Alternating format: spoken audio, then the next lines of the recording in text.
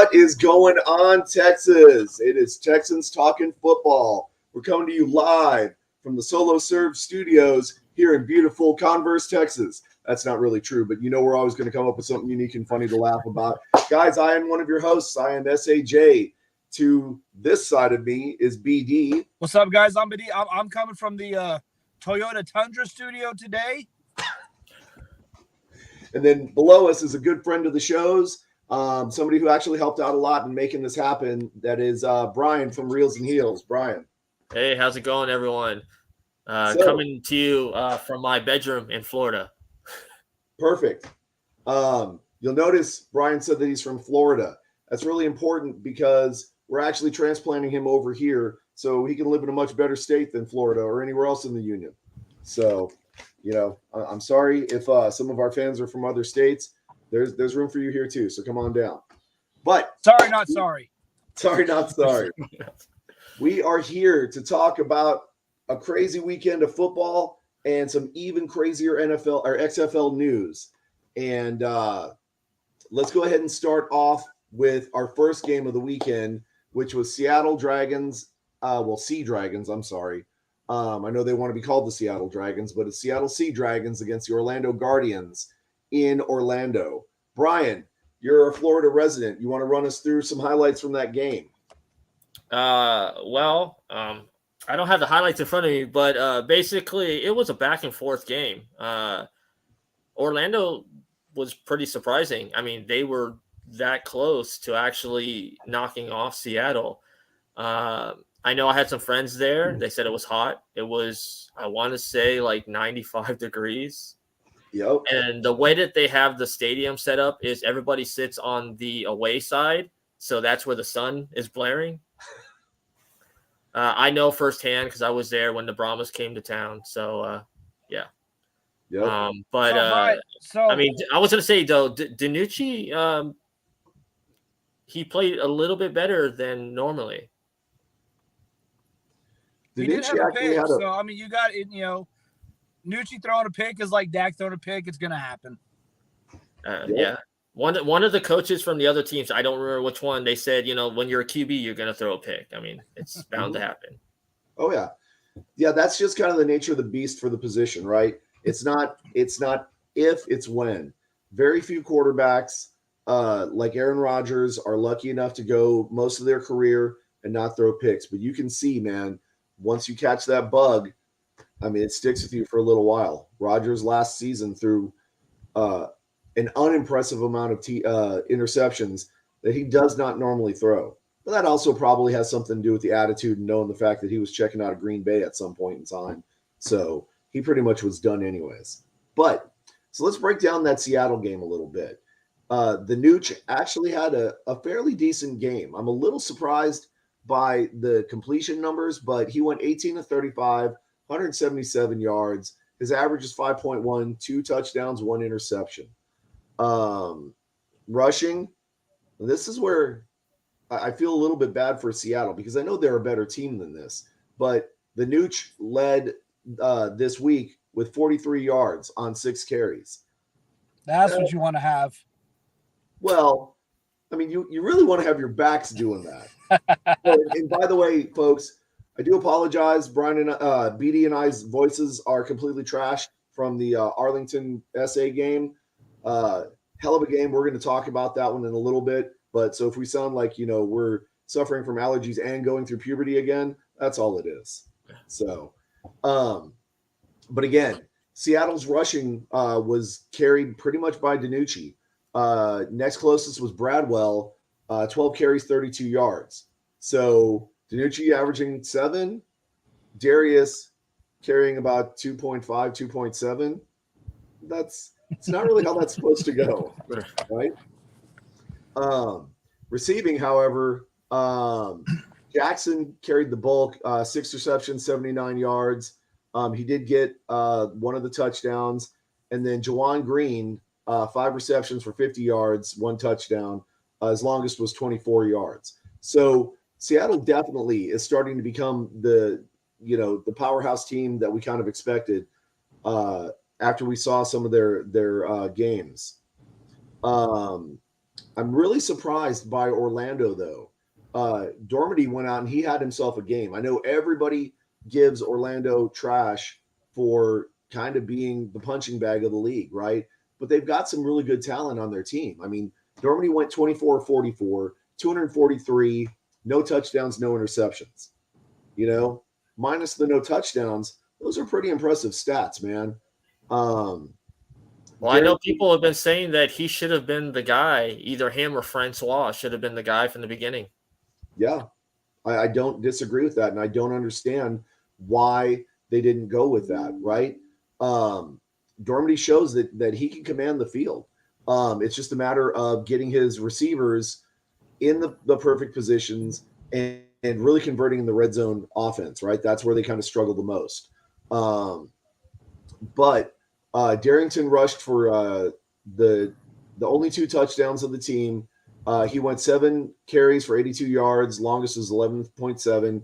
And then Dormady, 5 carries for 43 yards, right? Again, quarterback doing a lot of work there. But Dormady's got legs. I mean, the guy can move. He's a great quarterback, man. He needs a little bit more support around him. Pretty much, some more solid options, maybe some better play calling. But I mean, the pieces are there, right? And that's one of the things that we've always joked about is, Orlando being, the best 0-6 team you're ever going to find. But they're a really good team on paper. They look great. When you watch them on TV, though, not so much. Well, that's just it. It comes down to what we talk about. It's the stupid mistakes, the stuff that if they were coached right, they wouldn't be making.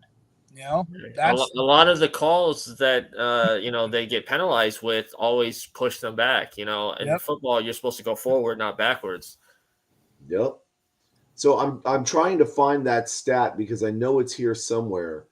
Well, while you're looking for that, I was going to bring up, what about that call that people are now basically asking for Dean Blandino's head?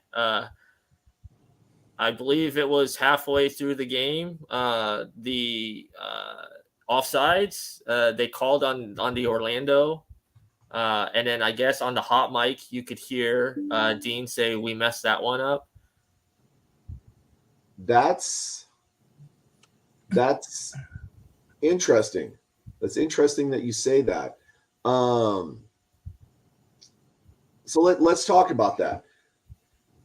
Blandino is pretty good at his job. He normally gets most calls right? I mean, he's doing reviews for the NFL. He's doing reviews for the XFL. I mean, is it him and just the guy that's next to him, or is there someone else that's off camera that we don't see? I think it's just those two.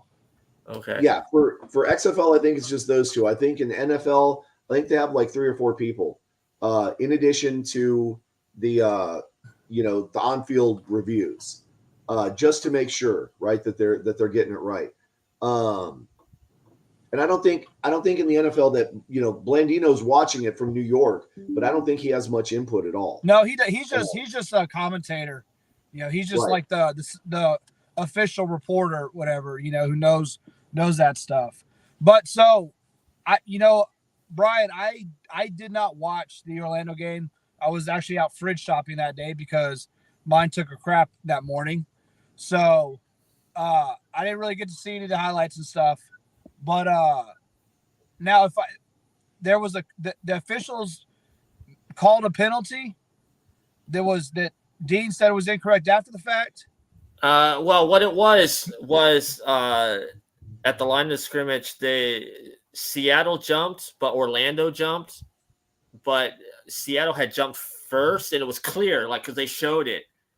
But the call was on Orlando, and the view that because I think I want to say there was 3 flags thrown because 3 people saw different things. And they reviewed it, and the call was against Orlando. And after the fact, after Dean has said the ruling on the field stands and all that, apparently his mic was still hot, and I guess he was talking to the guy in the thing, and he said, "Oh, we messed that one up." Yep. So was it challenged? Because from what I understand with the XFL rules, they can't change a penalty. But a play had already started after that. So once a play after the penalty and you run another play, they can't go back. Right. So, right. but Orlando would have had to challenge that call in order for them to look at it to review it again. Right. So okay, here's what we're looking at, guys. Apparently Orlando was ahead 10-6, had the ball in the 4th and 5 situation on the Seattle 40 with 30 seconds left in the half. Guardians are called for a false start, which pushes them back, another 5 yards. So now it's 4th and 10. So they're forced to punt, right? While Blandino's explaining the play to the audience, though, he explains what happened, thought he was off. He leans back and says, we actually screwed that one up because they'd already kicked the ball, and that was the end of the play. Okay. So what should have happened at that point is, what's his name? Buckley, if he would have known, or, I don't know, I didn't watch the game, but had he been paying close attention, he should have thrown the flag then and no, I want that reviewed because I don't think it was a false start. But that's where the biggest issue is coming from, is the fact that they got it wrong, and then Blandino admitted that they got it wrong, but he was caught on mic saying that they got it wrong. And so now, but even with that, there's nothing he could have done if there was no challenge flag thrown. When they reviewed the play, that's when they got the call wrong, and that's what he was saying, was that when that initial review, they called the false start. That's when it should have been, and the Blandino can call for a timeout on the field for further review before the play. I didn't think he could do that for penalties. I thought he could only do that for all the other plays. I think it's pretty much across the board. Anything if he sees something he doesn't like, he can stop the game. Yeah. Okay. I wasn't aware of that. Like I said, I thought penalty review was only, by a challenge. Well, this was anything, just like in the Arlington SA game, they reviewed that pass interference, and that was but that was the coach's challenge. Well, yeah, but was that coach? It was. I thought it was a booth challenge. Ward threw the challenge flag for it. Okay, I thought it was a booth challenge. But Blandino can step in and stop play before the ball is snapped to review anything that he didn't like. Okay, so that's why he's watching the game so closely. Yeah. And man, can you imagine getting paid just to watch football and overturn calls? God, what a dream job, right? Sign me up. Exactly. I do it for free all the time. And that's why we're still here on this side of the camera and not that side of the camera. Exactly. But let's talk about Orlando and the penalties. So far, if this information is correct, on the season, Orlando, sorry, I keep getting Facebook alerts and they're bothering me. Orlando has been penalized 61 times to the tune of 462 yards. That's like 9 penalties per game. Yes. They've lost 8 fumbles for 12 yards, which isn't bad. We're 6 games in? 6 games in. So you're over 10 penalties a game. You're over 1 fumble a game. What are the interceptions? Interceptions. I don't see their interceptions. That would have to probably go back to the quarterback stats.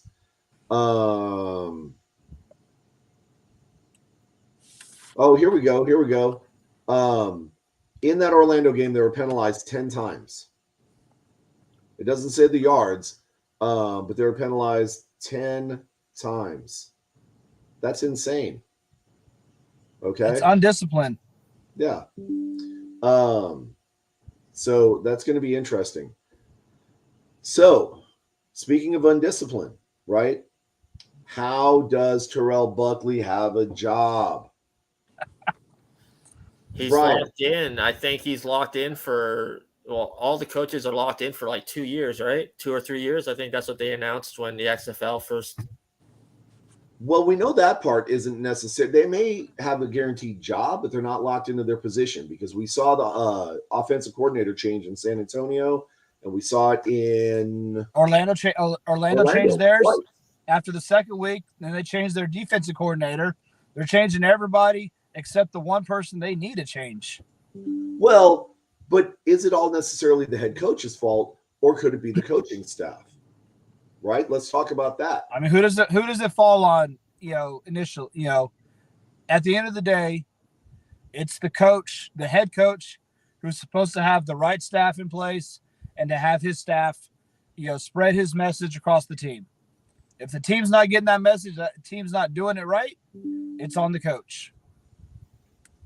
I mean, players have to take, a little bit of it too.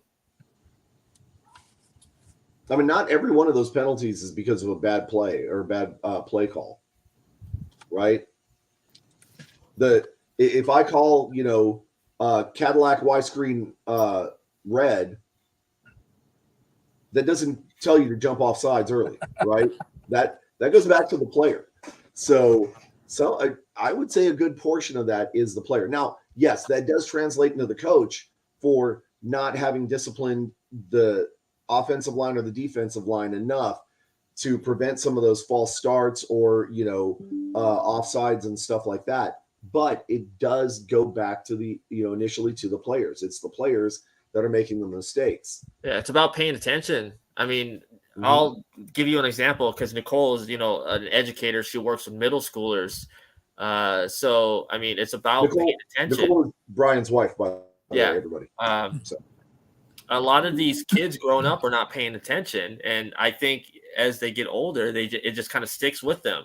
So, like in playing football, if you don't want to be offsides or false start, pay attention to where the ball is. When the ball is snapped, then make your move. Apparently easier said than done for a lot of these guys. Well, for Arlington specifically. So, but yeah, that was an interesting game. I did catch some highlights from it. Again, did not get to watch the whole thing, but I was really, really surprised. This was not the Orlando team that I expected to show up. I expected Seattle to put up 26, no problem. I did not expect Orlando to put up 19 and make a solid push to almost get it, back in manageable position towards the end of the game. If it wasn't just, for some bad calls and some bad breaks, we could have had a different outcome. If Orlando could have gotten that one last touchdown and gone for the 4th and 15 that messed up the Brahmas in week 1, Orlando could have possibly gotten their first win. Who knows? It seems like a lot of these games have been like that. Just throughout the whole year. Like there's been a few just big blowouts, but really hasn't been that many. It's a lot of the games. They're still, 3-4 minutes left in the game. They're still pretty competitive. So that's been one of my favorite things about this league, about this season. Yeah. Well, I mean, if you look at the season so far, there has only been 2 blowouts, and it was, Houston and Orlando and San Antonio and Orlando. Yeah. Yeah. Yeah. Poor Orlando. Well, we did have another blowout this past weekend, which was the second game of the week, St. Louis versus Vegas. Nice segue, Brian. Yeah. Let's talk about that show. Now, I believe, Jay, didn't you pick Vegas to win that game? I was taking the long shot odds, yeah, and I was completely wrong. Okay. I picked Vegas too. I thought Vegas was looking good. I just want to remind everyone that I went 4-0 this weekend, so you did. So let's talk about this game. Okay. This is one that I definitely wanted to watch, did not get to. So Brian, did you get a chance to watch this game, or BD? I did. I watched all the games every weekend. And if you want, we could actually talk about this and the next game because they kind of go hand in hand with the news that came out the last couple of days. That's true. They do. Well, Arlington releasing Kyle Slaughter, was it yesterday? Yeah. Yep. And then today, Perez from the Vipers gets sent to Arlington. Mm-hmm. I know he got benched during the game, but I was really impressed watching Perez play. Just the couple weeks that he had been in, just his knowledge, his command of the game. Mm-hmm. That was he seemed like a real good quarterback, and for Vegas just trade him like that after what seemed to be one bad game was pretty surprising to me. Well, look what happened to Perez in 2020 when he was with LA and then got transferred to New York and he started playing better. Yeah. Well, I was going to say, I mean, I think it's a twofold problem, right? Woodson has Huntley. We know Huntley has some pretty solid experience as a backup in Green Bay underneath Rodgers and a pretty good coaching staff. So he's gotten some pretty decent exposure, right? Same thing with Benkert, but we'll get to him in a little bit. Huntley didn't have the greatest of game though, and part of it is St. Louis's defense. St. Louis's defense is pretty stingy. They don't give up a lot. Well, but Huntley is coming off of that hamstring injury too. That's true. And so that's probably why he didn't get full playing time. But he went 9 of 18, 120 yards, 1 touchdown. Well, that's not bad. I mean, you only took 18 snaps and you got 120 yards and a touchdown. So respectable odds. We lost. Coach was here and we lost him. And I'm going to try and tell him to get back on. But let's talk about Perez's numbers. Perez went 13 to 20, 99, averaged 5, but he threw 2 picks. So yeah. He's a good quarterback, right? He can command the field and everything, but I don't know that I go out on a limb and say he's the guy.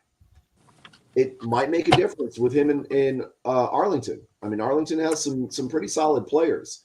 Well, look at Perez, and I think I mentioned this to you, and I even said this on the X-Fan show. Perez, out of all the players in this whole league, has, I think, the greatest memory. Like, he knows all the rules by heart. True. And he can pick up that playbook that Bob Stoops and his coach staff has put together, and I think he'll get it right away. Wait a minute now, though, Brian. We're talking about an Okie coach, right? So don't give him that kind of love. I'm saying as Perez on how he will take it in. I think it'll be easy. I mean, you could put Perez in Orlando. You can put Perez anywhere. I think he would pick it up very quickly. Well, I mean, especially when the playbook's written in crayon, there's no way you can get it wrong. So since Perez knows all the rules, all that stuff, do you think he could tell pass how the play clock works? That's not acceptable, Brian. Hang on, where's your mute button? I'm putting you on mute for 2 minutes. Unsportsmanlike conduct, bro. So pretty decent game overall. Probably one of the I'm sorry. Let me amend what I just said. Pretty decent game for St. Louis. Okay, they pretty much were in command that whole entire game. The stats don't lie, right? We know numbers don't lie. McCarron had himself a day 2, 23-29, 236, 3 touchdowns. So no interceptions, right? I don't think he had no interceptions. Not a single interception. And he picked up 18 yards on the ground on 4 attempts. Would you say that was his most complete game as a quarterback? Oh, easily. although every game he's played, he's been trending upwards. He's been getting better and better and better. I think he got extremely lucky. Caught San Antonio in a very, very vulnerable position because nobody's really had to deal with that 4th and 15 with that kind of pressure. And so I think, because McCarron is McCarron, he's a little bit of a gunslinger. He's got a little bit of that, kind of wild attitude. And speaking of wild attitude, Coach, welcome to the show. The wildest of the attitudes with the new phone and everything. How's everybody doing? Doing What's good, up, Coach? What's up? So, I don't know if you can see him, but to your side is Brian from the Reels and Heels show. Brian, how are you? I'm good. How are you, Coach? I'm doing great. So we were actually just discussing the Battlehawks and Vipers game, and some of the turn of events that's happened today, and from Sunday as a result of 2 very crucial games. Mm-hmm. So, did you get a chance to watch the Battlehawks and the Vipers game? Didn't see that one. Saw our Brahmas. Caught a little bit of the Sea Chickens game. So, yeah, what I was doing at the house. We're building fence. So, Sure. Folks, that's the kind of thing that you hear only in Texas.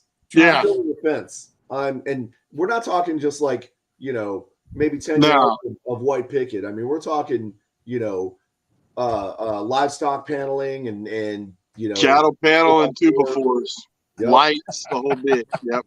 Yeah. So we don't mess around here in Texas. No. But, so we're talking about McCarron. McCarron went 23, 29, 236, right? Mm-hmm. 3 touchdowns. Had himself a game. I've heard some talk about this, but let me ask you guys, what do you think? What are McCarron's chances with him trending up the way that he has? What do you think his chances are of getting the XFL MVP this year? No, I don't think so. I'd say he's in the top 3. Yeah. Yeah, he'll be in the running. He'll be in the conversation. I don't know if he's got it, but he'll be in the conversation. See, and I don't know if a quarterback though is going to end up being the MVP. I think it's going to be Smith from the DC Defenders. It could arguably be. Smith is definitely having himself a year. Or Michael Joseph. Potentially. But then you also got to talk about Tomu, right? Tomu has the potential of being in that exact same conversation as well. But so we talked about the Battle Chickens, right? Much love to our Seattle friends, but I mean, come on. That was a 2-inch putt, guys. Come on. So it's a gimme. Yeah. We're gonna walk away from that game. And let's talk about, for us, what was arguably the best game of the weekend. Had me yelling. That's our beloved San Antonio Brahmas. Which is why our voices sound like this. 100%. Our beloved San Antonio Brahmas stuck it to Bob Stoops and the Arlington Renegades. See, right there, horns up. That's that UT connection, boys. Yep. We stuck it to the Arlington Renegades in Arlington. And I don't think we were I know we were predicted to put up a heck of a game. But let's talk about the things that happened the week prior to that. Wednesday, they go into practice. Monday, they drew up the game plan, and it was going to be for Cone. Everything was designed around him. And some potential plays for Pass. Pass was going to be our backup quarterback. Wouldn't you know it? In practice, Cone takes a snap, center steps back, and then snaps Cone's ankle. He's out for the rest of the season. And then next play, literally the next play, our star running back goes out. Tore his Achilles, out for the season. So what do? Right? Hines Ward trusted the players, trusted the system, put Pass and Ben Kurt in. And the reason why we got Ben Kurt was because of losing what the hell's his name? Sinnott. And there's some questions about not the legality of it, but the fairness of it, that we traded a starting linebacker for basically an unsigned quarterback. He was assigned to Arlington. I'm sorry. Houston. He was assigned to Houston, and he never took a single snap. We got in a dire situation. I don't know if there's a relationship with Ward and Ben Kurt, or maybe somebody on the XFL staff and Ben Kurt. But Reed Sennett and him are buddies. Oh, well, there you go. There's the connection right there. So Sennett goes down. Ben Kurt gets talked into it. They work out a trade with Houston, give him a good defensive player, get him in. Boom. 3 days later, we're on the field. For anybody that is in any of the XFL groups on Facebook, there has been a lot of controversy going on, and I definitely want to talk about that, right? But there was a lot of controversy going on with people bashing Pass, specifically Pass, but Pass and Benkert for the numbers that they put up. Let's talk about those. Pass went 8 of 14, 57 yards, average 4 yards, no touchdowns, no interceptions, right? Benkert went 1 of 6, 2 yards total, and threw a pick. Frustrating, right? But again, as we talked about, they were there for 3 days. How do you build chemistry with a team when you've only been there 3 days, right? Well, you can't. And, I mean, you saw most of the passes that Benkert missed was, I mean, a lot of them, I said it when we were coming back from the game, dude, why did Vasher only have 1 catch? Well, I went back Monday and rewatched the game. A lot of the passes that were thrown were actually to him. I think he got targeted 7, 8 times. But a lot of the Benkert passes were, well, Benkert thought he was going to be here, but Vasher was over here. You could tell it just wasn't. It was not knowing each other. No chemistry. Right. It was just trying to feel each other out, but just not having that communication. Yeah. Well, Pass has actually been there the whole season. Throwing the ball, it was the same thing, but like he was like Vash would be where he was supposed to be, pass through it, but threw it like 5 yards above his head. Yep. Brian, you were saying? I was saying, well, Pass has actually been there the whole season. If you saw the press conference, Ward said he had no intention of playing Pass this year because he wanted him to learn, to be a professional. So he had him at training camps and stuff, watching and all that, but he had no intention of playing him this year. And he said that straight out. And I follow Puma on Instagram. He's a cool dude. And that's his nickname, if anybody is wondering. He said that, in his latest post, he's not ready yet, but he's almost there. So 100%, what Brian is saying is true. In the presser, Ward did specifically say that he wanted Pass to sit behind Cone and Sennett and learn from them, learn from guys who have experience. And he wanted this year to be a training year so that next year Pass could try and plug in and see what he's got. Unfortunately, the situation didn't work out that well, and he got thrown into the fire. And so he may say that he's not ready, but he's going to have to be, because we're at a position now where we don't have any other quarterbacks, and we're not going to be able to go get anymore. I mean, it's not like they're hanging on the racks at Walmart, right? Yeah. Well, I was going to say his exact words are it might be. His exact words were, got a long way to go, but I'm closer than ever. And I would 100% give him that. If you look at his numbers, granted, they are not stellar, but they are not bad. 8 of 14, 57 yards. That's a pretty decent completion rate. Definitely not bad from being thrown in 3 days before a game. Like I say, he wasn't even supposed to be eligible to be on the roster, or supposed to be on a roster until next week. So I mean, I give him all kinds of credit for coming in late, and he had a good game for what he did. It just, a lot of his passes were he would sail them, when he should have been an accurate pass. Here's another stat we need to talk about too.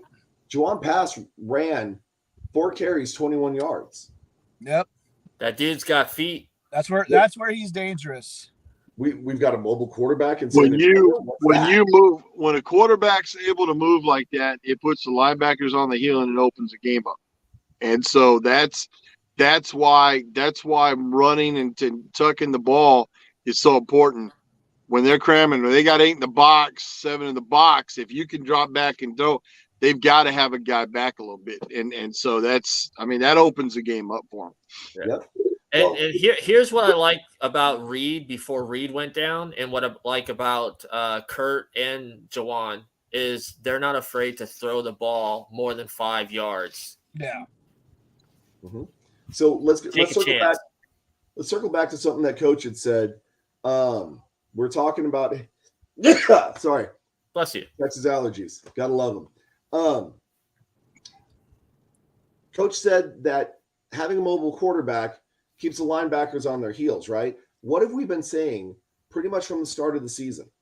Our O-line is probably our biggest deficit to the team. They're not able to protect as well, right? But that's because we've had a lot of injuries. We've had a lot of replacements. Ward himself said it in his presser that, we've had issues with the O-line, but we can't. And we had another one go down this week too. Yeah. That second play of the game. Mm-hmm. But if you've got a mobile quarterback, somebody that they have to hold accountable for, they're not going to press as hard, which gives a quarterback more time. And it kind of showed too, because when Parker started chipping off those 5-6 yard runs in the fourth, in the third and fourth quarter, the O-line was just the willpower that they had because the backers weren't in the box, right?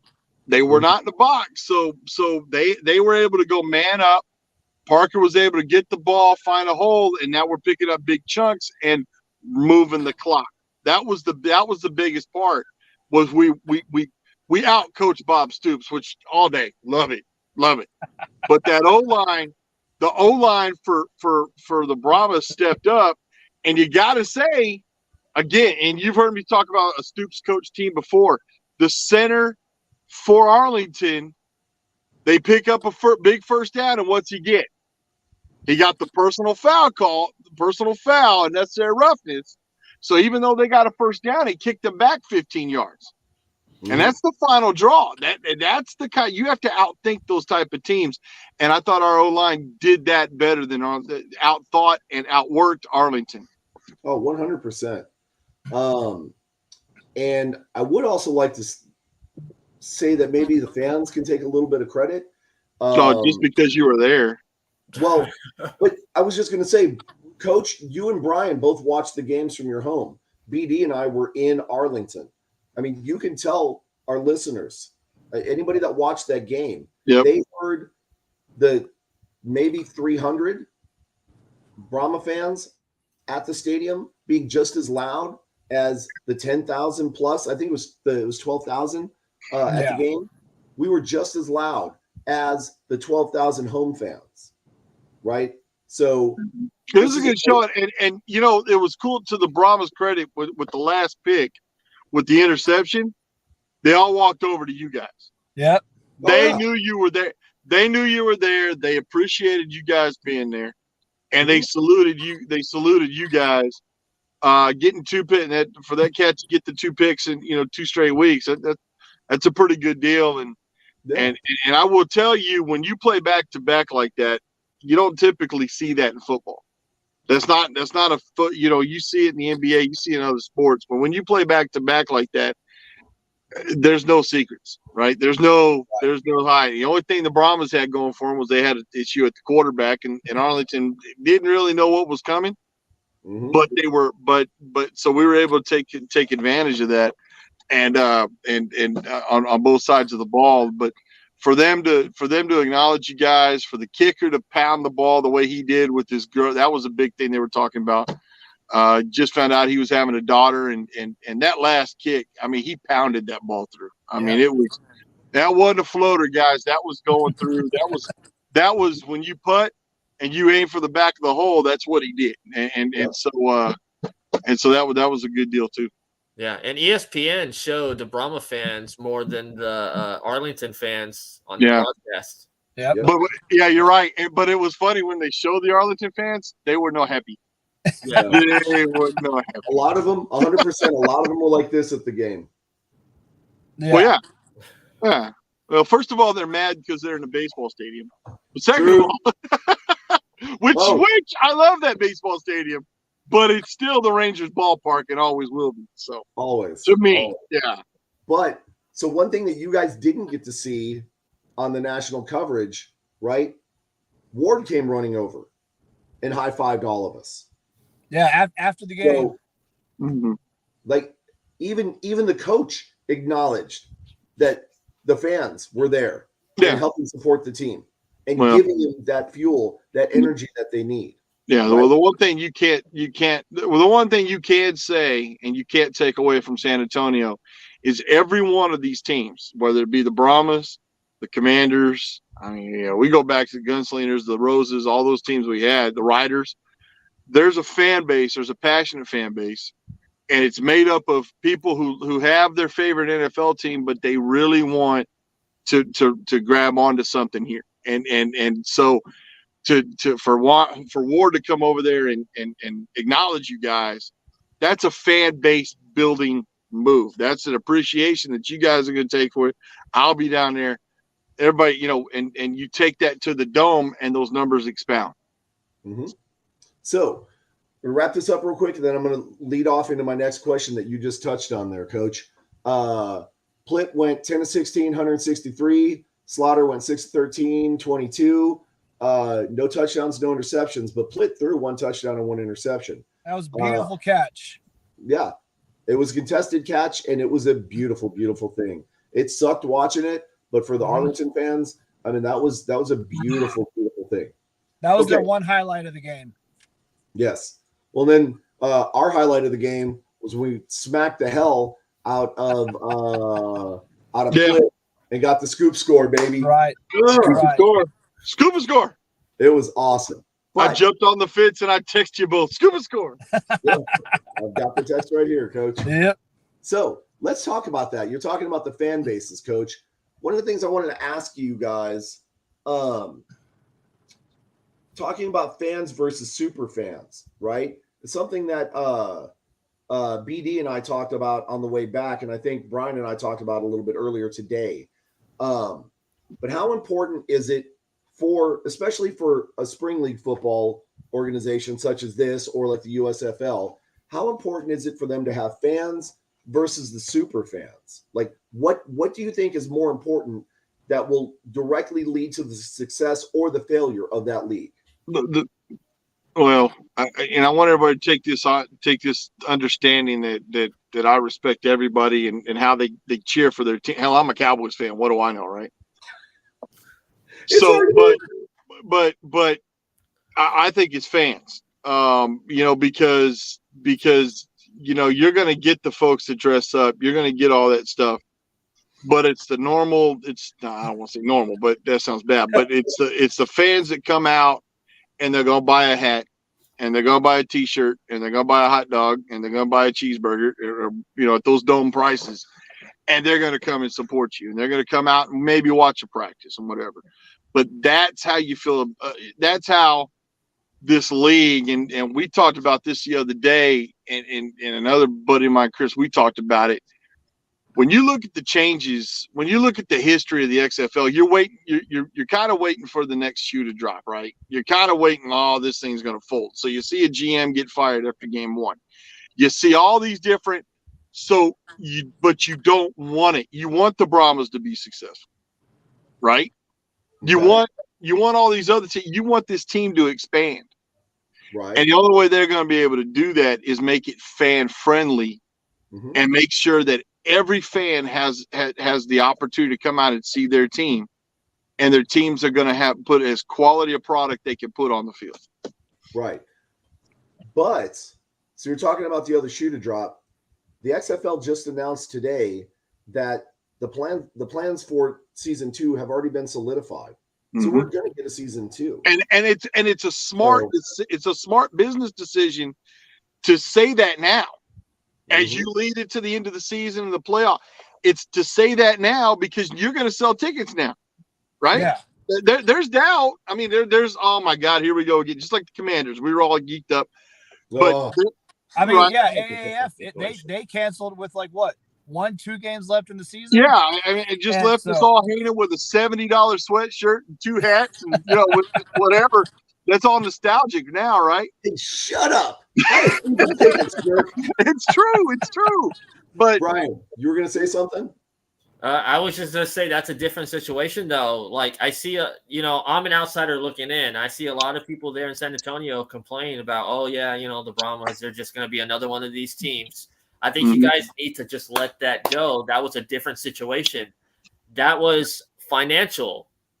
You're fine. The XFL has tons of finances. They'll be fine. See, but, AAF was fine until their main investor was like, nah. So yeah, see the thing that we go back. So you got to understand the San Antonio area, right? We're a predominantly Cowboys fan area. Jerry Jones is making sure we built the dome that the Brahmas are playing in right now was propped up to us in the 80s that we're going to have an NFL team at some point. The Cowboys came here and went to training camp. They played a preseason game against the Oilers here. I was there. We did that, but in the meantime, we had the Gunslingers. And this whole town, I had a Gunslinger T-shirt, the whole bit, and they were, oh, this is going to be great. This is going to be fantastic. And the last thing they did was they raced. The coach walked into the team locker room and said, if I was you guys, I'd be the first to the bank to cash the check. And I can show you the bank because I drive by it a lot. And so if you can imagine Cannonball Run, these guys going to get paid. So we went, so that folded. And then you got the Riders. We go back to the Roses, the San Antonio Roses. There's a bunch of stuff where you can't help but be a little bit jaded. But the problem is, Brian, we want to support them.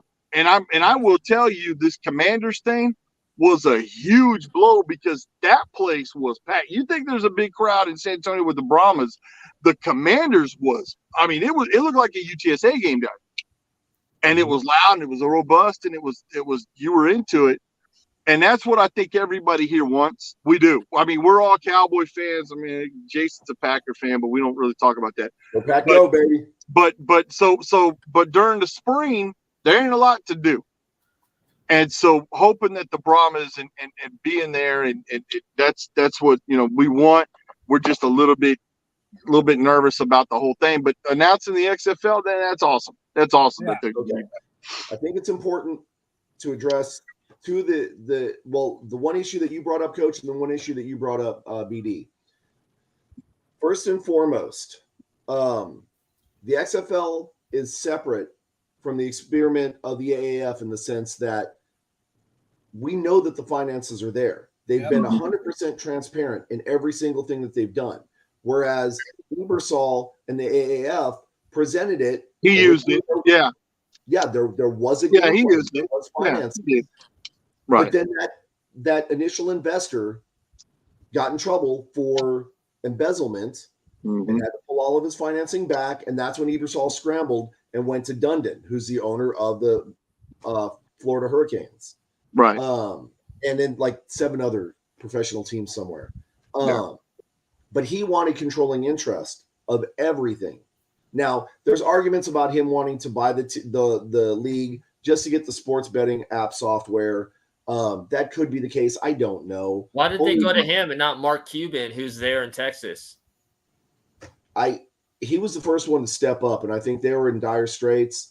And to be honest, there's still fallout from the AAF, from that fiasco. There's still vendors that have not been paid, including some of them at the Alamo Dome. But that whole thing was a fiasco. Yeah. But the biggest problem was that, like, none of this was talked about until it was, like, in the midst of it. Nobody knew that the investor was pulling his financing back because he was in trouble for embezzlement until after it had already happened, right? And people's checks started not clearing, a la Gunslinger situation. We didn't find out really that Dundon stepped in until it was a done deal, which was great. But then, right, you get in bed with the devil, you've got to do what he wants you to do. And they weren't willing to do that. And that's what wound up ultimately being the end of that league. This, however, is different, right? This is sponsored essentially by Redbird Capital. And who does Redbird own? One of the most famous sports teams in the United States? Which is? The Boston Red Sox. They have a team? What is that, like lacrosse or something? It doesn't matter, man. It's a very well-known team. You know that they're not going to be embezzling money or anything like that. Oh, yeah. And that's a great point. What the XFL has done well in with The Rock and his wife, that's one thing. But the investors are people that have been in there, and they're not gonna lose any money on this venture, and they wouldn't have invested in it had they not seen a future in it, right? Not a one and done. Yeah. The future. Maybe that's what we need to just keep reminding ourselves. And we need to remind the fan base of that. And here's the other thing: the one thing that the AAF did, that the XFL is now doing, and I applaud them for that, is that they're not trying to replace the NFL. This is an opportunity. Dwayne Johnson has said it from the very beginning. This is basically a training ground and a launching platform for players to get into the NFL. Players whose dreams were to play in the NFL, and they just didn't have enough juice to make that cut, right? The AAF was designed specifically for that. They just didn't have all the deals in place with the NFL like Dwayne Johnson did. So Ebersol and company tried to get those things in place, but because they rushed the product, because they wanted it out so fast, they wanted to be the first, a lot of those things fell by the wayside. And that's where they made their biggest mistake. Dwayne Johnson didn't do that. They were planning this stuff a year before when they were competing with Redbird Capital to buy the XFL. And then somehow they sat down and had a conversation and said, hey, wait a minute. Rather than us fighting each other for it, why don't we split it? And I'll use my star power. And this is an exaggeration, of course. But basically he said, why don't I use my star power to make these deals to get the team time, to get the connection with the NFL and everything. And you guys worry about the money, which they've done. And I think they've done spectacularly. I mean, that's not that much of an exaggeration. That's pretty much how it's been going. Yeah, I mean, and The Rock was already in bed with Disney because of his movie deal. So that's how ESPN came on. Mm-hmm. So that's the thing. To go back to the original question, fans versus super fans, I think that for this league to be successful, we do need the fans, but we need the super fans to draw them in. The people who are going to the games and tailgating 6 hours in advance and lining up, begging for new merchandise and buying the same shirt 2 and 3 times, or the same ratty old cap. One size fits everybody except this big German noggin. I just want a jersey. Everybody wants a jersey. And speaking of jerseys, I'm gonna grab something out of my closet. You guys continue talking. Okay, Coach, right there, right? You heard it from him. You've seen our mascots, our unofficial mascots, Captain Brahma, the Mariachi of San Antonio. These are the guys that they're plastering their faces all over TV because they're able to do it for free, and they're drawing. Oh, sure, that's the attention getter. Mm-hmm. That's the attention getter, but those are few and far between. What I'm talking about is it's the ones that go and support those guys, right? Because that's what happens. They get cheered on, so then they get even more wilder and all that. What is that? This is a Tampa Bay Viper jersey. Is that the Reagan Rattlers? Brian, is that Reagan Rattlers? We've got a local high school here, Ronald Reagan High School, and their mascot is the rattlesnake. They're the Rattlers. And it's oddly kind of similar colors. So what number is that? 20 for the year, the 2020 season. And ours will be like 2028 when we get the jerseys. That's right. Well, I'll tell you when we go off. I've heard something, but I can't say it now. You don't say anything. Don't say anything. Okay, so back to the game. Brahmas Renegades. It was an incredible experience, and I will say we're taking shots at the Renegades and everything. Please understand, it's all in good fun. They were great. Got the people we met up there. They were just so hospitable. They fed us. They gave us beer. We were razzing each other during the game. It was a lot of fun. Hats off to the Renegade crowd, the ones that we got to hang out with and see, and I mean even all the ones that were in the section that we weren't hanging out with. Like I say, it was a great fun time between just two Texas teams. We were enemies on the field, but we're still Texans, and so we all respected each other, and we had a lot of fun. So definitely, Arlington, hats off to you. Thank you. I know, we showed you the same love when you came down, but we don't really expect to see that from a lot of the other teams. San Antonio's quite unique in their tailgating experience that it's literally open to everybody. You can walk in. We had people walking in from the neighborhood coming in and getting food and feeding their dogs. And I know for the last 3 years, both my older boys play at Texas Lutheran. I've been tailgating all over the state, and it's true.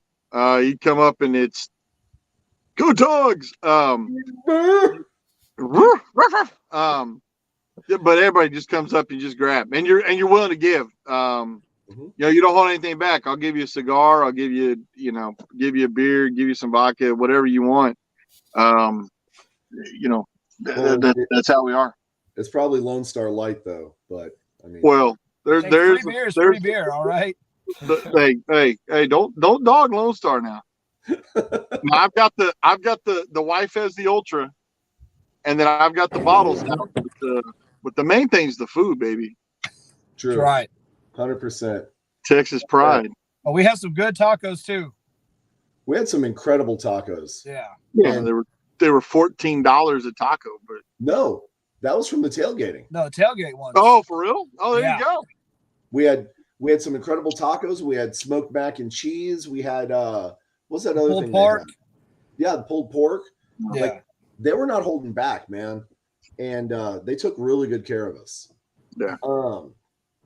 So let's talk about the last game, which was last night, right? Monday night game. First Monday night game the XFL has had, at least this season. And that one was a very interesting game. Coach, did you catch that game at all? No. Brad Beatty, why don't you guys kick us off? So, yeah, you know what? It was DC looked a little shaky the first couple of series. Houston, I think their first series they ran it in, scored a touchdown, kind of back and forth, and then DC just kind of found their wind and they just took the game over completely. And then Houston just, midway through the fourth quarter, just started melting down, just stupid penalties. If you want to say stupid penalties, they had as many penalties as long as the football field. Nice. What? Yeah. Seriously? 102 yards. Oh my God. Yep. Yeah. I mean, it's hard to win a football game that way, boys. Dude, they got penalty for one of their players on the sidelines, got into it with the ref and squirted him with a bottle of water. 100%. How do you get an unsportsmanlike conduct? Did he suplex somebody too? I mean, what are we? There was another issue with the female ref that's on the side where I saw that. She's like, "You don't talk to me like that. Put your helmet back on." Yeah, I saw. I didn't see what was leading up to it, but with the XFL and the hot mics, I did hear the "Don't talk to me like that." But yeah, I mean, it was just crazy, just how. And I guess that's the usual for a Wade Phillips team. We're second half of the season, so it's just time for them to collapse. 100%. You guys being Cowboy fans know this better than anybody. Absolutely. Shut up. I have no dog in this 100 fight. yards. Shut up. No. So, Brian, who is your team in the NFL? The Miami Dolphins. Okay. Hey, I saw that. Okay, quick story. As hold on, one of my adopted sons is walking up here. Hey, I'll be with you in a minute. Shut up. Shut up. Yeah, they're full disclosure. I've got 3 kids here. They're working out. Hang on a second. Yeah, I got mine. Anyways, all right. So let me tell you the quick story. So my wife and I decide we play a game in Marshall, Texas, which is just outside of Shreveport. Woke up the next day. It was a great game. So we said, let's go to the Miami game, the Cowboys game. Oh, great. Let's go. So we went. I found tickets 5 yards off the field in the end zone for 120 apiece. Somebody was dumping them. Great. So we sat down next to the coolest people we've ever met at a game. They were lawyers. There were 6 of them. They go to all of the Miami Dolphin games. Everywhere, and they fly out Friday morning and they come back Sunday night. I guess Monday Night Football, whatever, but typically they're Sunday. They're the noon game, right? Man, we got to talking to them, and there was an empty seat right in front of us, and we're talking to them, and he's telling us, "Hey, you come to Miami, we'll take care of you. You come, and we're having a great time taking pictures with them." Did you have a picture? And this girl shows up in the third quarter and sits down in that empty seat. Well, it was the daughter of the guy that owned the law firm, and he was sitting. My wife was next to me. We were on the aisle. The one lawyer was there, and then the owner was there, and she's like, "Yeah, I can't believe we were winning, we're losing," and he goes, "Don't you do it? Don't you do it?" I didn't know what they were talking about. So Dakota throws a long pass. We score a touchdown, and she pulls out a paper bag and puts it over her head. And it's got the cutout, and he's mad as hell. I told you not to do it. That was the best picture I ever took. People were coming from the upper deck to take a picture with her. It was so, and we ended up winning. But they were such great people. They were great. It was fun.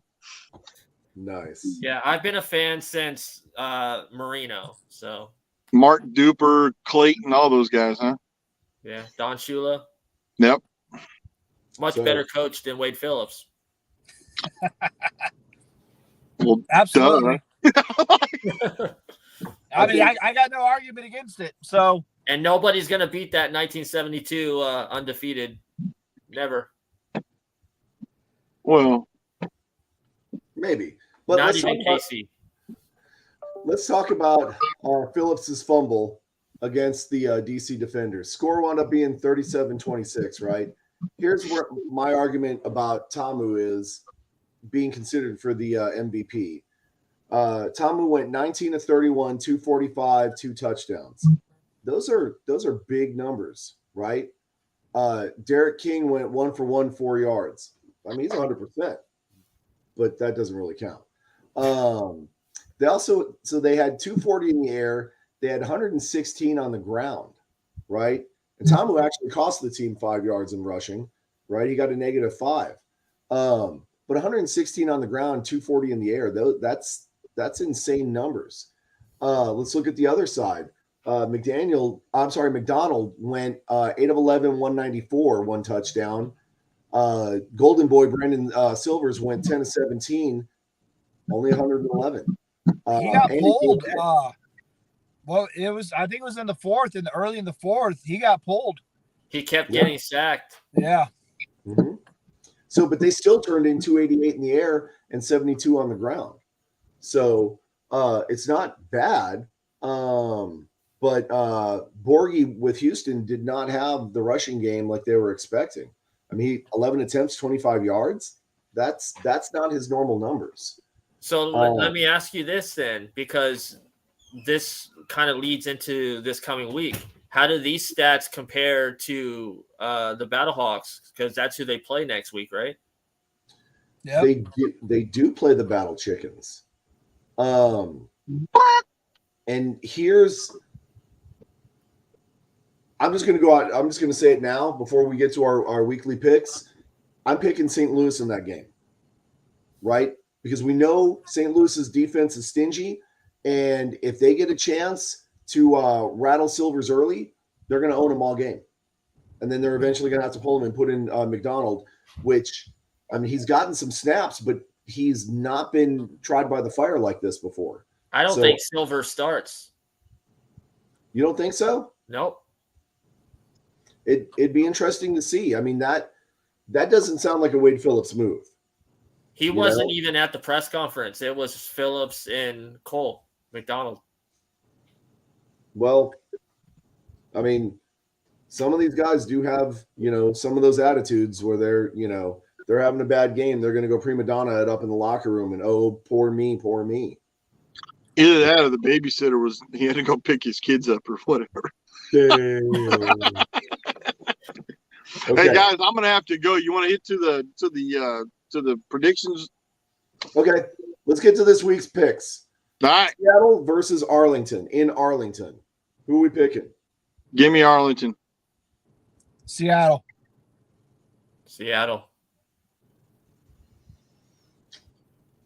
I'm going Seattle, man. I'm going Seattle. I can't believe I'm the only guy that picked a Stoops team. Okay, next. The Brahmas at Vegas. Give me the Brahmas, baby. Yep. Clean across the board. DC at Orlando. Down. DC gets the bye week again. Yep. And then what could DC. arguably be the game of the week, St. Louis against Houston.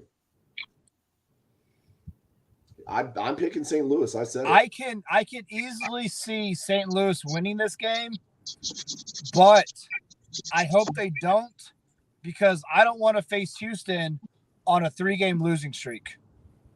That's true. So I'm gonna go Houston. I think Houston controls the line of scrimmage and Houston beats them. St. Louis pulls it off in the end. I'm with Brian. 100%. Okay. It's going to be a come from behind win, just like they did us in San Antonio. There you go. All right, boys, I got to go. Before we go, a little Cowboy news for those who care. The Cowboys are the front runners to pick up one Julio Jones, wide receiver from Atlanta in free agency. That just broke about an hour ago.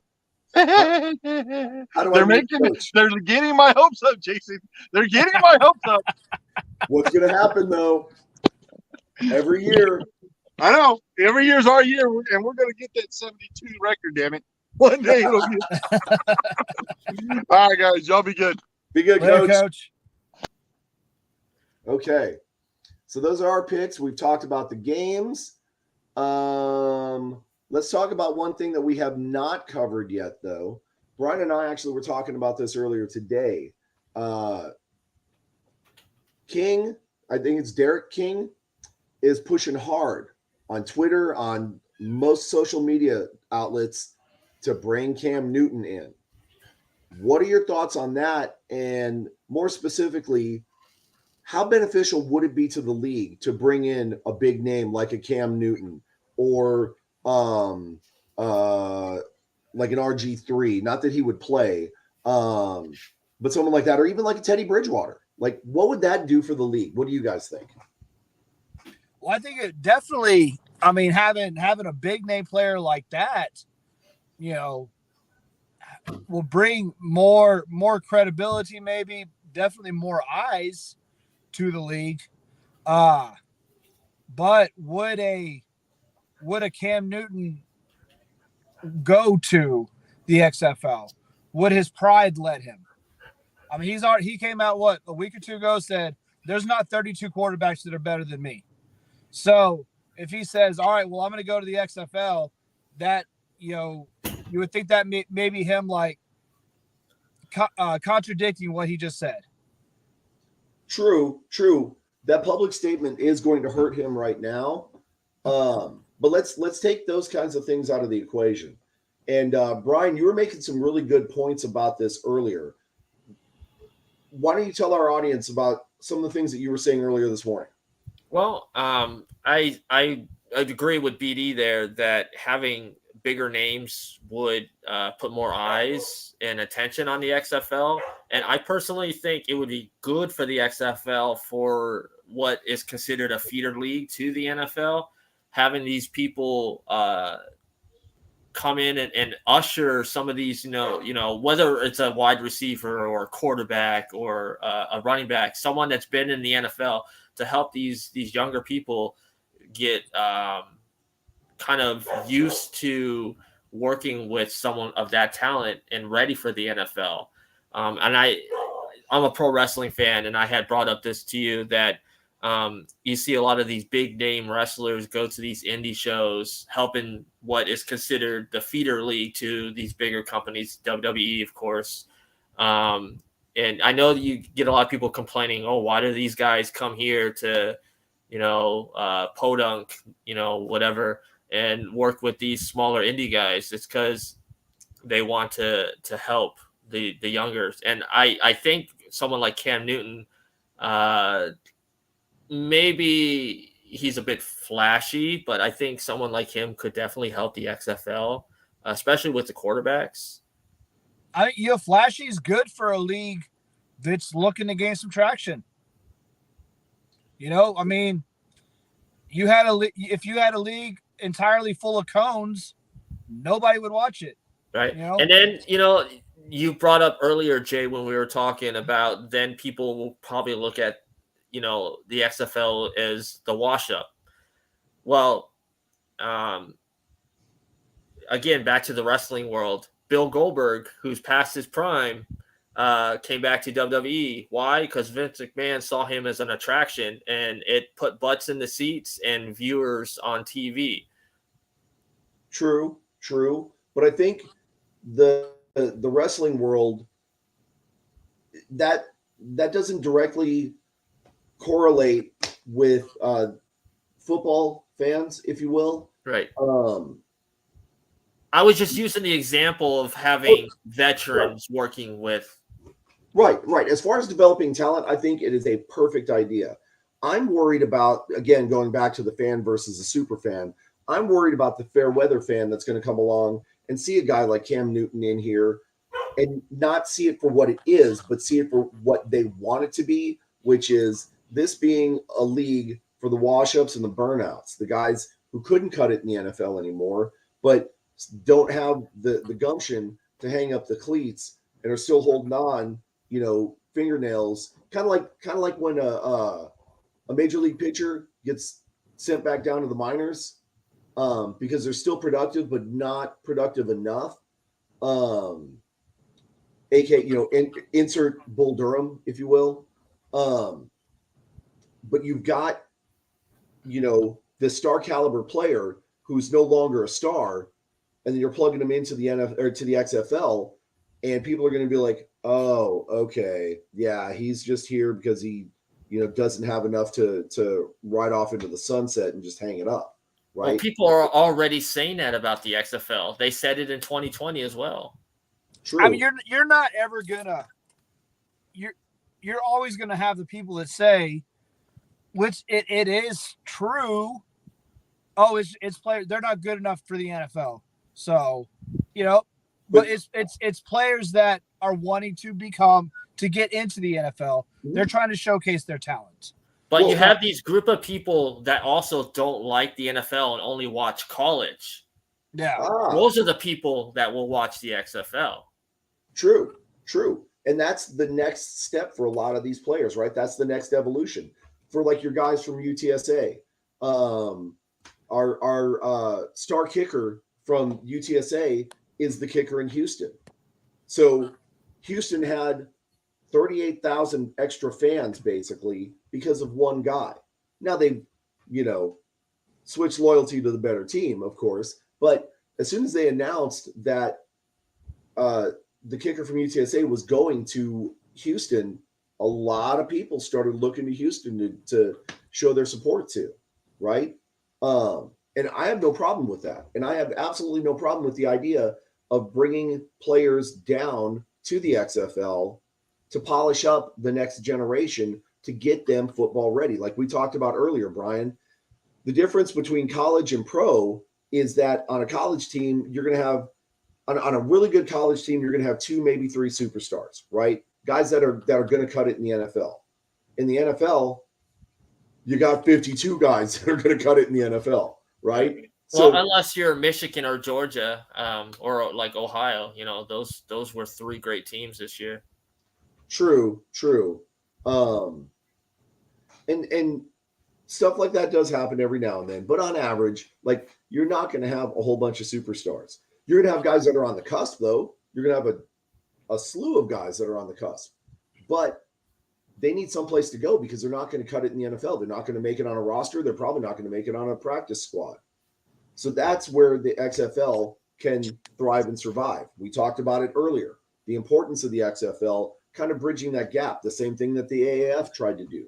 However, because of the AAF's financing and their lack of transparency, they got in bed with the wrong guy. And I'm almost willing to bet, Brian, you said it yourself.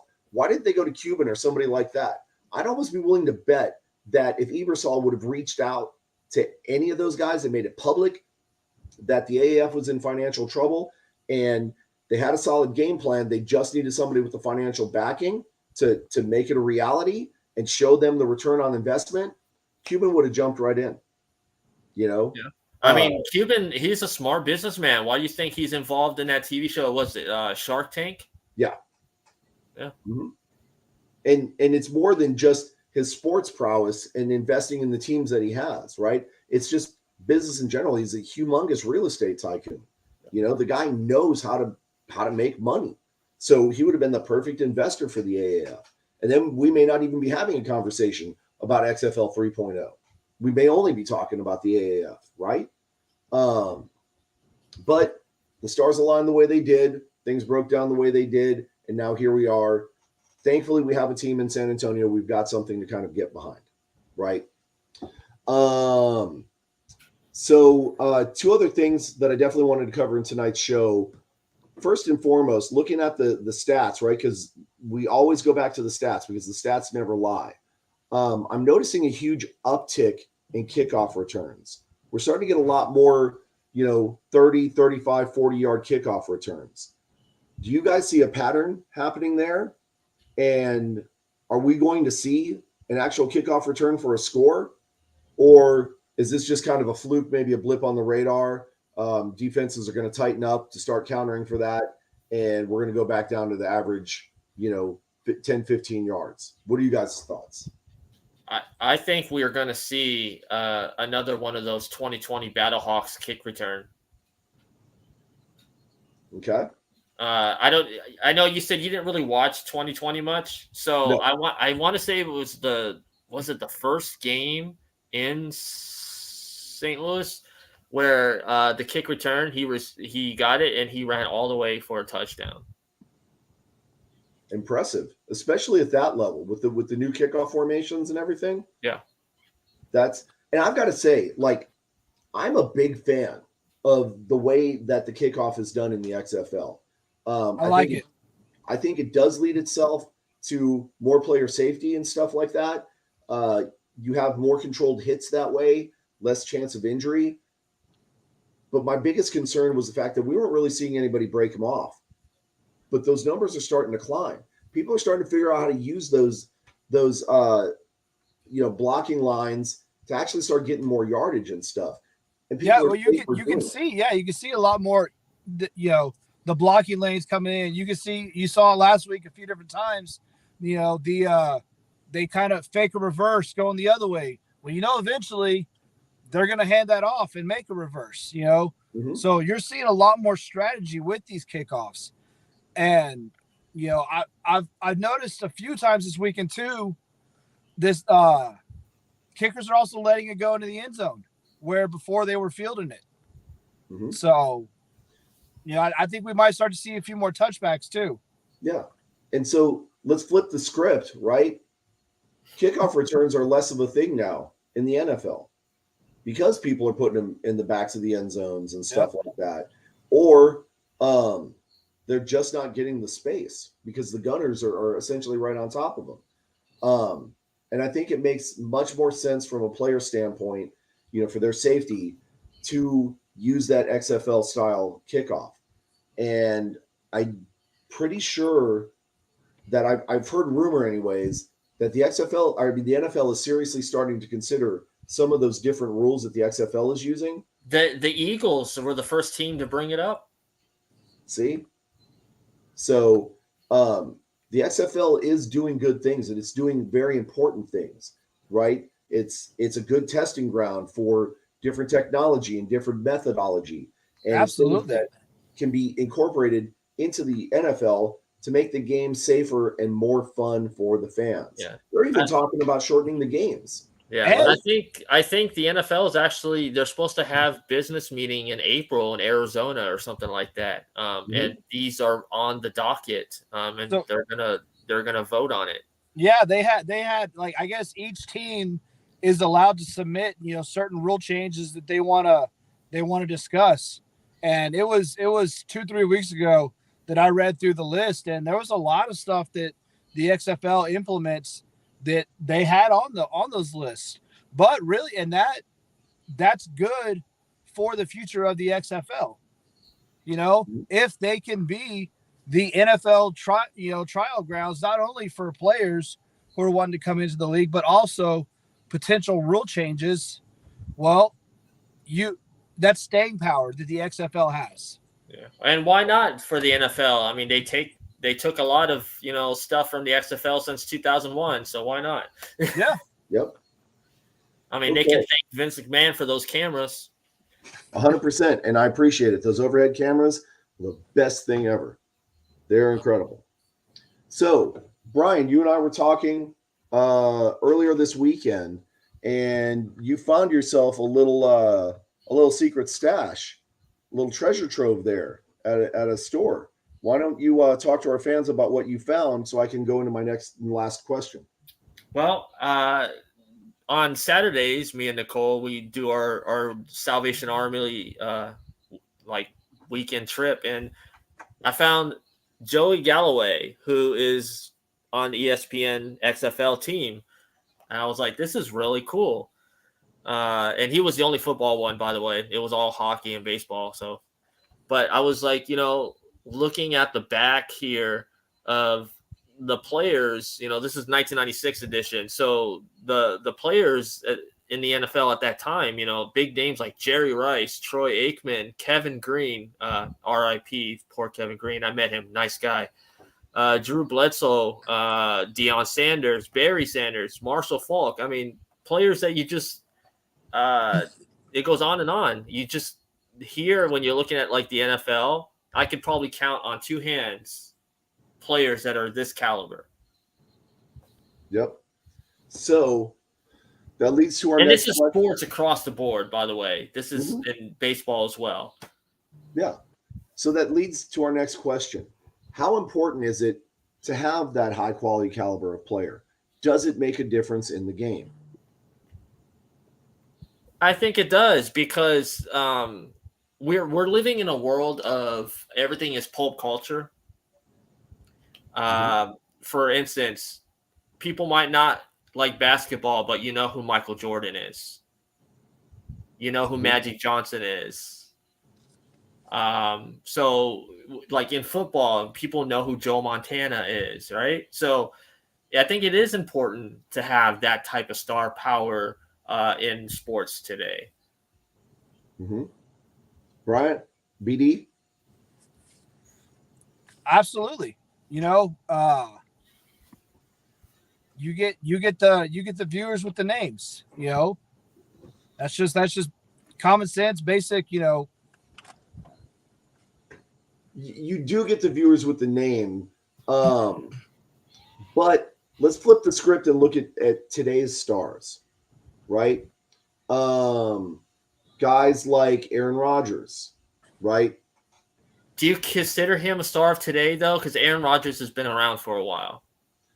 I consider him relevant to the discussion simply because he's still, up until recently, has been relevant, right? He's made himself relevant. Back-to-back MVP in 2 years when the Packers did not do great. So, yeah, I mean, didn't he come in, though, with Tom Brady? Wasn't he in the same class? I think he actually came in a couple of years behind Brady. Yeah, yeah. Well, I mean, they were close. They were kind of in the same, early 2000s. Yeah, and now Brady has kind of faded, thankfully, and Rodgers is starting to fade out. Patrick Mahomes is the only one that I can really that's really a standout in the NFL. I mean, as far as Baker Mayfield is decent. Yeah, I mean, Baker Mayfield's okay, but he's more of a name than the talent. I mean, you got Josh Allen, who's damn good. Joe Burrow. Burrow's good. There are big names out there, but these big names are, generally speaking, wholly flying under the radar because they're not the same caliber of people as like the Drew Brees of the world, or the Joe Montanas, or what's his name in Miami? Dan Marino. Dan Marino, right? Doug Flutie, Kurt Warner. There's guys that have this humongous moral standard and standing. They're giants among men. Barry Sanders was probably arguably one of the best running backs, and I hated him. He's a Detroit guy. I absolutely hated him. I hated playing him twice a year because he'd torch us every single time. But he was an incredible person. He was very quiet. He was very humble. He didn't cause problems. He didn't raise a lot of stink and a lot of look at me. He just went out there and took care of business and got the heck off the field. Yeah. What about one of The Rock's best friends, Warren Sapp? I mean, Warren Sapp. Let's talk about Warren Sapp and the Tampa Bay Buccaneers and the battles that he would have with the Green Bay Packers and specifically Brett Favre. On the field, they would talk so much trash to each other. But off the field, they were the closest of friends. They did a lot of charity work together. They did a lot of important things to help just society as a whole. Warren Sapp was an absolute miserable, dirty, raunchy, bleep on the field. But off the field, he was a solid dude. And I have nothing but respect for Warren Sapp because of that, right? I mean, anybody that can go on Dancing with the Stars, like Hines Ward, Emmitt Smith as well. Mm-hmm. Hines Ward was a hated player on the field against other teams. I mean, he said it himself. But we've talked to him, and he doesn't. That's his character on the field, right? Just like we all have characters here. We're not exactly the same off the show as we are on the show. But we don't play down to that lowest common denominator and let that be our standard, right? Today's player is just a little bit different. The guys like TJ Watt and JJ Watt, those are becoming fewer and far between. Absolutely. So you don't have those moral giants that you used to. And I think it is affecting the game in the sense that the way it's played, the way it's viewed, the fan base, just everything in general with it is changing, and the shininess, the sterlingness, if you will, of being in the NFL isn't the same as it used to be. Players aren't necessarily playing for the love of the game anymore. Players are playing more for the big paydays and everything. And don't get me wrong, I'm not knocking anybody for going and getting your money. That's your business. But if that's like your number one, then you're doing it wrong. Mm-hmm. If you've lost the love of the game and instead have the love of the money, you're completely missing the point of why we give you guys our hard-earned money. We want you to love the game as much as we love the game. We can't do what you guys do, and that's cool. So here's our money. You go do it for us and love it while you're doing it. Let the money take care of itself, and the money will. But love the game as much as we love the game, as the players of old loved the game, right? The Joe Namaths, the Bart Starrs, the Tom Landrys, Terry Bradshaw's, right? The old school guys, the Dick Butkus's, right? The guys that used to, like in the 60s, they'd rap brass knuckles, in their pads and tape up their hands, and they'd smash the hell out of the offensive line because they loved the game that much that they were willing to take that chance to get that extra edge so their team would win. Yeah. What about the '84 Bears? They even made a music video. Yes. So that's the kind of edge I think that today's player is missing. That they don't have that kind of commitment to the game, to the players, and to the fans. It's primarily about themselves. There's definitely a lack of brass knuckles in today's game. And there's a couple players that do need to get smacked some brass knucks, man. Absolutely. I ain't gonna lie. And I brought this up to you, I think it was a week or so ago. The one Seattle Sea Dragon player was being interviewed after they won and talked about, oh, what do you feel about your chances going to the NFL? And he goes, I'm not thinking about the NFL. I'm enjoying playing football here in the XFL. If I'm here 2-3 years, I don't care. I'm having fun. That's the kind of passion we love to see. That's why the NFL is so fun to watch. That's why, Jay, when we would go to the arena leagues, the gunslingers, that's why it's so fun to watch them, because you see guys that are passionate about the game, that are there to play. Yeah, they want to take the step to the next level, but they love the game so much. They want to play. They're willing to play so much that they're playing arena league. They're playing, the XFL. They're doing whatever it takes to show that passion to get to the next level. Mm-hmm. Now, let me ask you this. Is this why you think that every college game every Saturday is full of like almost a sellout stadium? That the people are very passionate about watching football. Like NFL, they're not sold out every Sunday, when they're playing. College games, you can watch them on Game Day, ESPN, and it's like sellout. Like everybody's there watching their team. College is different. I went to Texas A&M, so I went to Kyle Field, and it was always full, but it's more of an event. There are the people there that absolutely love football. They're there to watch football, but there's still a lot of people of, hey, I'm cheering on my college team. So there is a big factor of that at those games as well. Well, and I would say that on the college level, again, it's a different game. That's where you still have the purity of the game, where you've got kids that know that they're there because, they caught maybe a couple lucky breaks. They put in the extra work, whatever, but their work is not done. They've still got 2, 3, 4 years worth of hard work to do, even if they just plan on finishing their college career and then never touching the field again. They have to put in that work. And so they have that passion. They have that drive. Now, there are a lot of those players that are hungry, looking for that next step into the NFL. And so a lot of them are playing for that. So they're playing the long game to get to where they want to be in the NFL. But they all inherently have that passion for the game, and that translates into the student fan base, the alumni fan base, the people like. So I graduated from A&M San Antonio.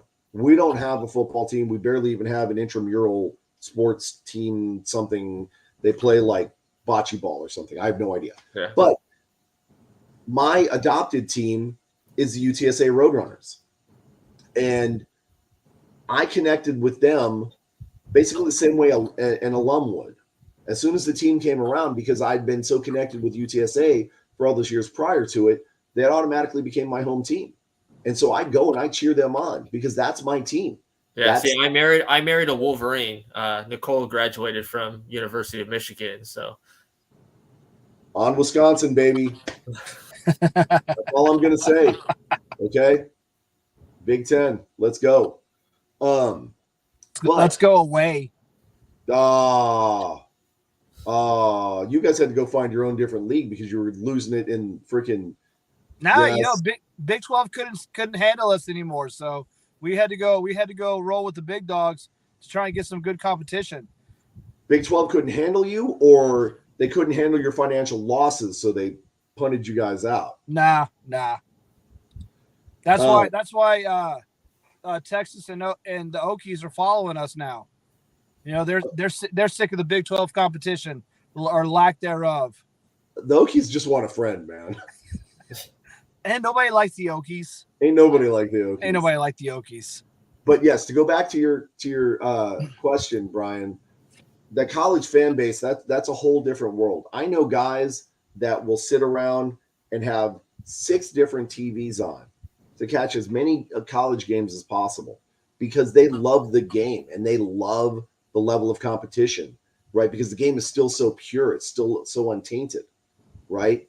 When you move here to Texas, you're going to see what we're talking about. Like, it's one thing to talk about it. It's one thing to kind of have an idea of how big high school football is here, but you need to come and see it. You need to see Comalander Stadium. You need to see Rutledge Stadium. You need to see Hero Stadium on a Friday night where there's 20,000 plus just rabid, fans and parents. And I understand. Yeah, I totally understand. I mean, why would a Texas town spend $60 million to build an NFL quality stadium for a high school?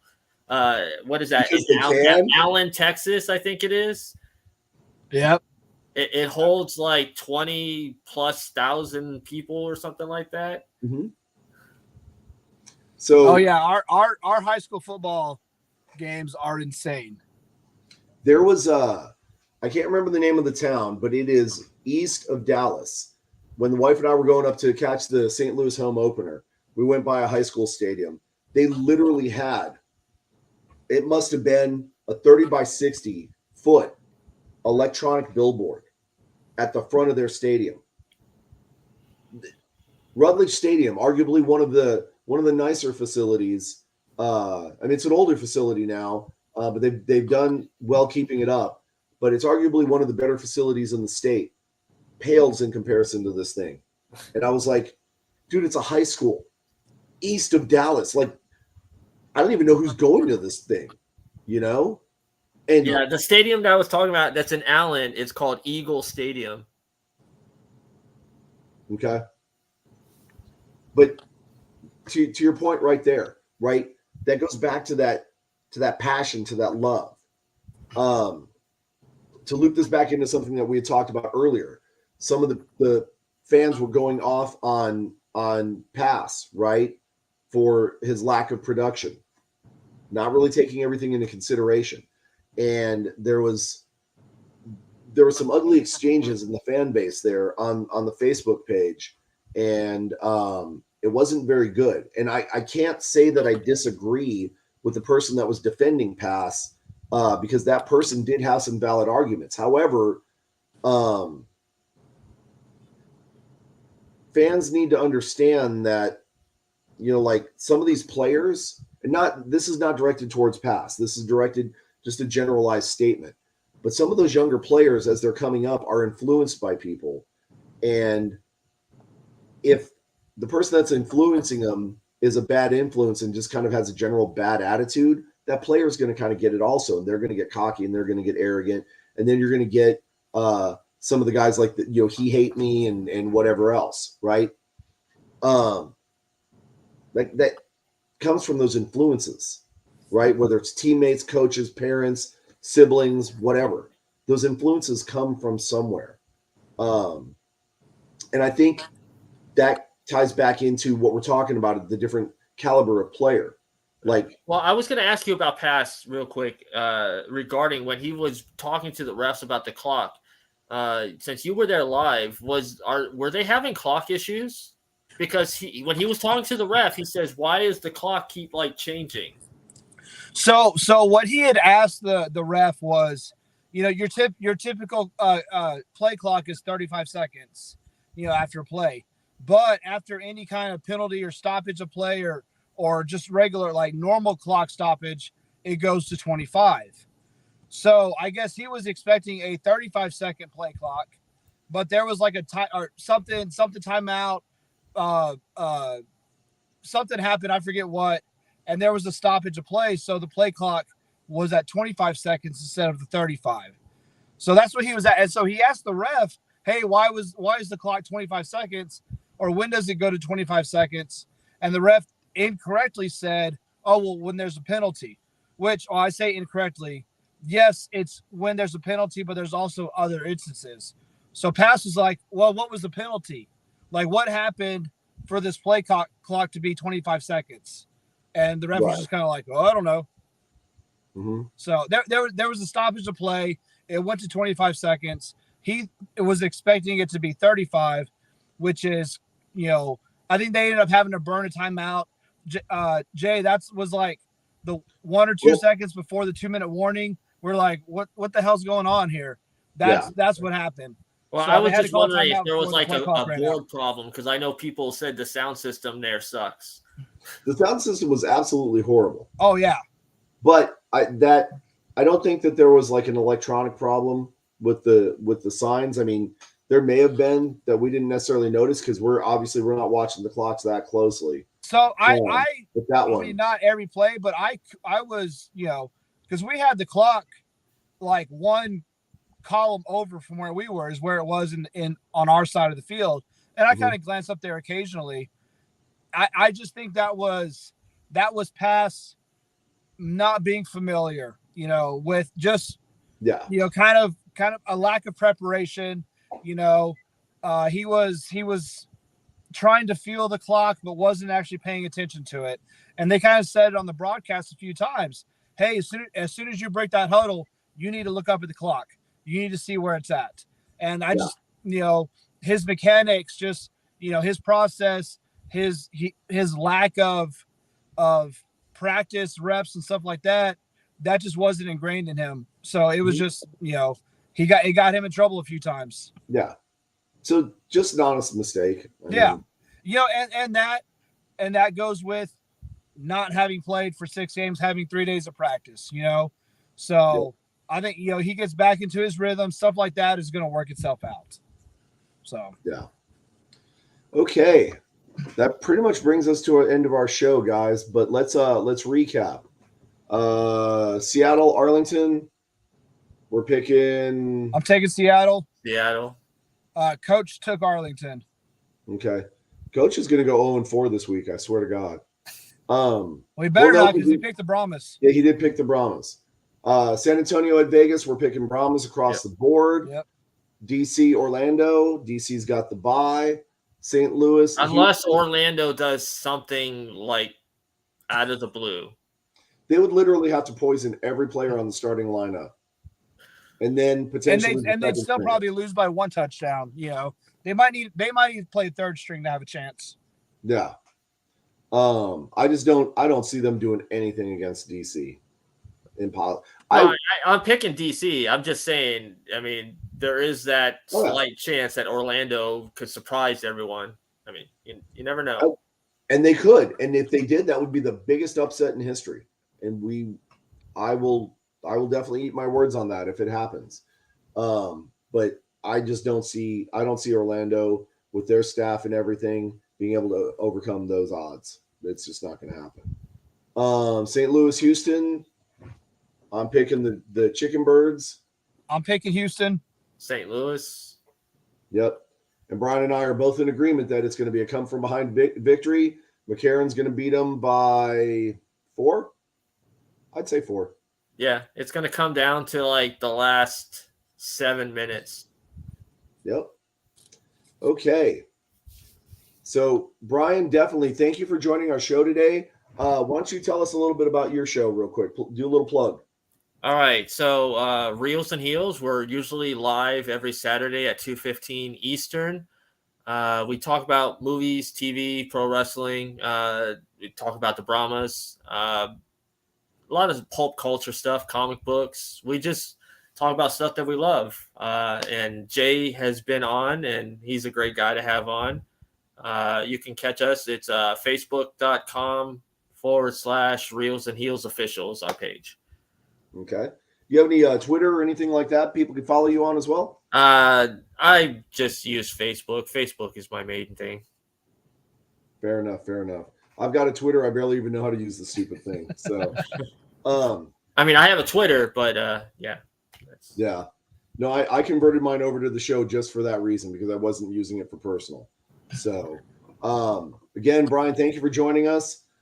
Texas, thank you for joining us as well from the Solo Serve Studios in Converse, Texas, and from the Toyota Tundra Studios in Toyota Tundra Mobile Studio. There you go. in some broken down Walmart parking lot, and from Orlando, we thank you for joining the show.